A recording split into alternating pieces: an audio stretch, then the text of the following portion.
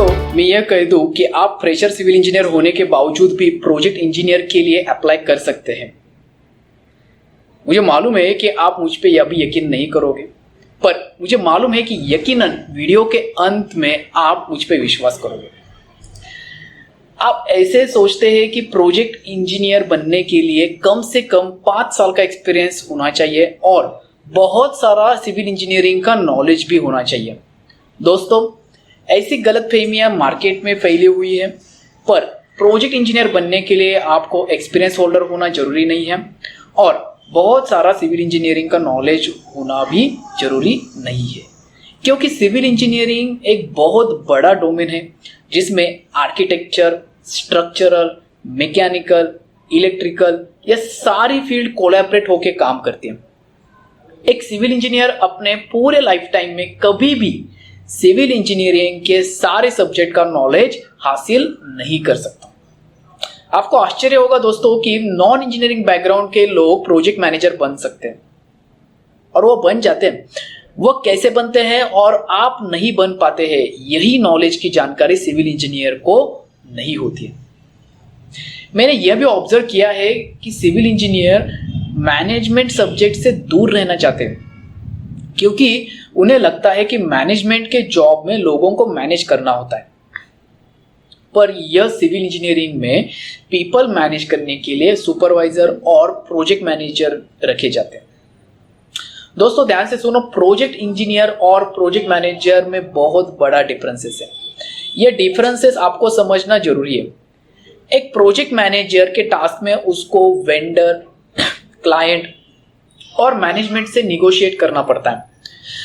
Project में लगने वाले मैन, मशीन और मटेरियल ठीक से सप्लाई हो रहे हैं कि नहीं, इसका भी रिकॉर्ड रखने का महत्वपूर्ण काम प्रोजेक्ट मैनेजर को करना पड़ता है।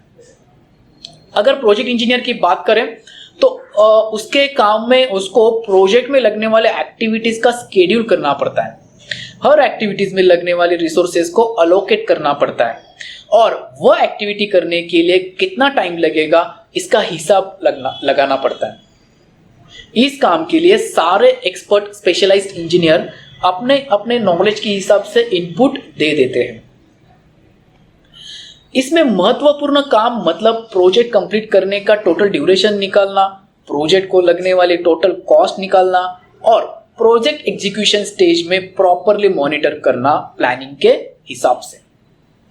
दोस्तों मुझे अब ऐसा लगता है कि आप प्रोजेक्ट मैनेजर और प्रोजेक्ट इंजीनियर का डिफरेंस अभी तक समझ गए होंगे। मुझे कमेंट बॉक्स में लिख के आपका व्यू और आपके और कोई सवाल आप शेयर कर सकते हो, मैं आपको जरूर रिप्लाई करूंगा। दोस्तों आप डायरेक्टली प्रोजेक्ट इंजीनियर बन सकते हैं। आपके फाइनल ईयर में यह सब्जेक्ट आपको सिखाया भी जाता है और मुझे मालूम है कि आप में से बहुत सारे दोस्तों ने फाइनल ईयर के प्रोजेक्ट में यह काम किया हुआ है। इंडस्ट्री में प्रोजेक्ट बहुत बड़े होते हैं, उनके प्रोजेक्ट में हजारों टास्क होते हैं। उनको हैंडल करने के लिए माइक्रोसॉफ्ट प्रोजेक्ट और प्राइमावेरा यूज किया जाता है। माइक्रोसॉफ्ट प्रोजेक्ट और प्राइमावेरा सॉफ्टवेयर सीखना बहुत ही आसान है।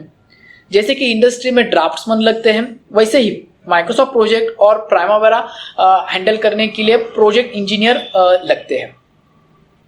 आप बहुत ही आसानी से ये 2 सॉफ्टवेयर सीख सकते हैं। सीख के प्रोजेक्ट मैनेजमेंट में आप एंट्री भी ले सकते हैं और अपने ब्राइट करियर आप बना सकते हैं। दोनों सॉफ्टवेयर एक डेटाबेस सॉफ्टवेयर है, जैसे कि आप माइक्रोसॉफ्ट एक्सेल यूज करते हैं, सेम वैसे ही यह सॉफ्टवेयर बहुत आसानी से सीखे जाते हैं। 10 से 12 दिन में यह सॉफ्टवेयर में आपको प्रोजेक्ट कैसे मैनेज होता है यह समझ में आ जाएगा। आप उसकी चिंता मत करो। अगर आप अपने करियर डिजाइन में करना चाहते हैं तो मेरा एक्सपर्ट ओपिनियन यह है, आपने AutoCAD, Revit, STAAD Pro, ETABS, MSP और प्राइमावेरा सीखना चाहिए। आपको यह वीडियो कैसा लगा दोस्तों? अगर अच्छा लगा तो लाइक करना मत भूलिए। मुझसे अगर आपको कांटेक्ट करना है तो डिस्क्रिप्शन में दिए हुए व्हाट्सएप नंबर पे आप कॉल या व्हाट्सएप मैसेज कर सकते हैं। आने वाले नए लाइव वीडियो में अगर आपको पार्टिसिपेट करना है तो डिस्क्रिप्शन में दिए हुए लिंक में जाके आप आपका नाम रजिस्टर कर सकते हैं। चैनल के साथ जुड़े रहें। जय हिंद, जय भारत।